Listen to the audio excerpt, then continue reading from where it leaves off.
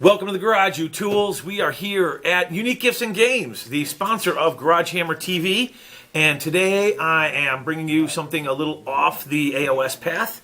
I'm bringing you Death Path. Anyone who listens to the show knows I am friends with the guys from Zlurpcast, Johnny P and Extreme. And those guys, Johnny sent me a copy of this game. They are doing a Kickstarter. They're not doing it like some of these other places that are game companies that are doing it for pre-order. These guys are actually need a Kickstarter so they can get the game published, okay? But they have a sample copy of the game. Johnny let me borrow it and asked me to try it out and said, hey, if you like it, maybe plug it on the show. And we might talk about it on the Gen Con episode because I think Johnny's going to be at Gen Con plugging this. So when I come back from Gen Con, we might talk about it. But I thought it might be nice to throw it up on a quick YouTube video since I haven't done one lately. So I'm here at UGG. I had a couple of demo games. I want to show you this because I actually had a lot of fun with it. So I thought you might too. Great beer and pretzels game, okay? If you go to your tournament and the tournament's over, you need a game you can play in 20 minutes with a friend, this is a fun game. It is called Death Path. You are a character who is sent along in the maze. And your object is to be the first person out of the maze or the last person alive in the maze. Now, like I said, this is a demo copy, so some of the stuff's a little rough. This is one of the things. Like, I've got the paper copies. You're going to get nice cardboard copies. Yeah, right now you pick one of two characters, and that will eventually, if it does well and expands to stretch goals, you'll get more characters. But you get a character. They each have so much health, and you start running through this maze. Now, each of you gets a fat deck like this, and it's kind of like playing war. So each of us flip one card at a time, and you just keep moving through the maze. And there are little obstacles in the maze. You can run across little stash boxes.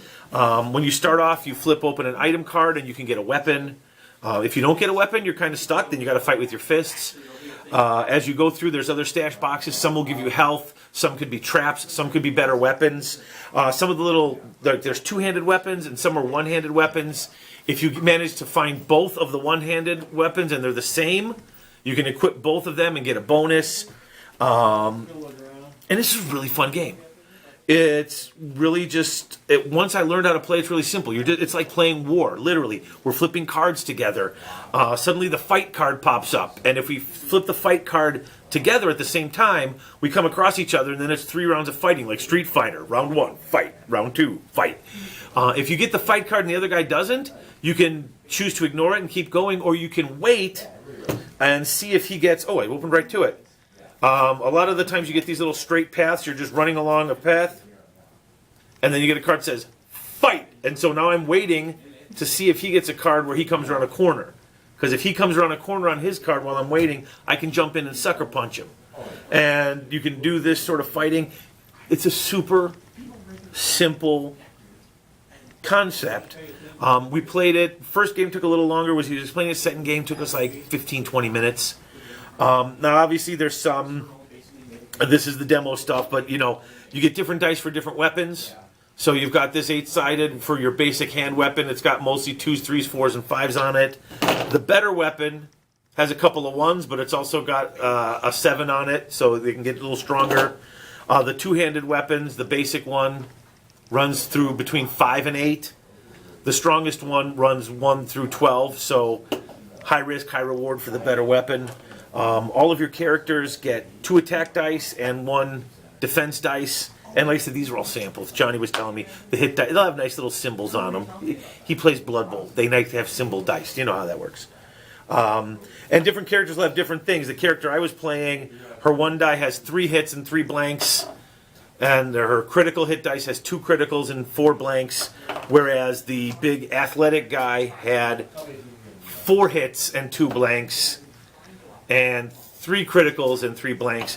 But now his defense dice was not nearly as good as her defense dice. So every character is going to have a different ability to hit and to block and to evade. And it's just flipping cards. And there's a couple of other things that come in here. If you come to a fork in the road, and this is the part that was really fun. There's a card where there's a split, and you come to this fork in the road, and I don't see a fork in the road card offhand, but it's not a big deal. Okay, it's a split. Duh. When you do that, you literally have to stop, and your opponent will split your deck in half, however he wants to split it, either even or not even or what. And then he gets these 2 cards, Dead End, and I forget what this is called, but it's like a hidden tunnel. Like you get to fly through your cards. He can put 1 in each pile. He can put both in one pile, but he puts a card in each. Takes the decks, puts them out. You pick one of the 2 paths, shuffle it up, and then you take that path. Now your path is shorter, which is cool, but if you come across this, you reach the dead end in your maze, those cards go to the side, and you have to take that other deck back and use that. It sounds like a weird mechanic at first, but what was really cool is suddenly you've got all these extra cards, so if you can speed through or get stuck or in your cards in these other decks, and if you hit multiple splits, you're splitting it again, and those are going to this other pile. Suddenly, after the second or third split, I couldn't remember what cards were where. And you're jumping around, you're moving through these different cards, getting stuck, going through. It really became like a maze. Like I had no idea what was coming next. The only other thing that winds up in there is there are these random thugs in the maze, and they have a set sort of style. There's 3 levels. One guy you need to hit him for 5 hit points to take him out. One guy you hit for 10. One guy you hit for 15. And for every turn you don't take him out, they hit you for 1, 2, or 3. They usually don't kill you because they're really not nearly as tough as you. But while you're fighting this guy, your other opponent can keep running through his maze so he can suddenly get through. You win if your opponent dies or if you get to the end of your deck. So with those splits, suddenly your deck's a lot shorter. You can win quicker. But if you hit that end of the road, suddenly that other side of the deck, boom, you got to grab that whole thing back. I know I'm explaining it really quick, and I might not be explaining it great, but go check it out on the Kickstarter. It's under Death Path, and I think he said the whole game's like $30. And I think you can get like a double deck for you and a friend. You get a discount. It's like $55 then. I think you save $5 if you get 2 decks. I'm definitely getting one, and not because he's giving me one, because this was the demo. I'm getting a set one. Because I know at the end of the night, if you've been playing a couple of games, even if you're playing games at your house, you got a couple of friends over, and you don't want to play something that's really, going to take up a lot of brain power. We used to always pull out Settlers of Catan, but even that's like an hour. This is a 20-minute game. This is a 20-minute game. No matter how much beer and pretzels you've had, you can flip cards. It's simple as playing War and rolling a few dice with each other. I had a great time with this. And I'm not just saying that because Johnny's my friend, because if I didn't like it, I wouldn't make the video for him. I would have just, told him I was too busy or something like that, been polite about it. But it's okay. So, overall, it's a cool game.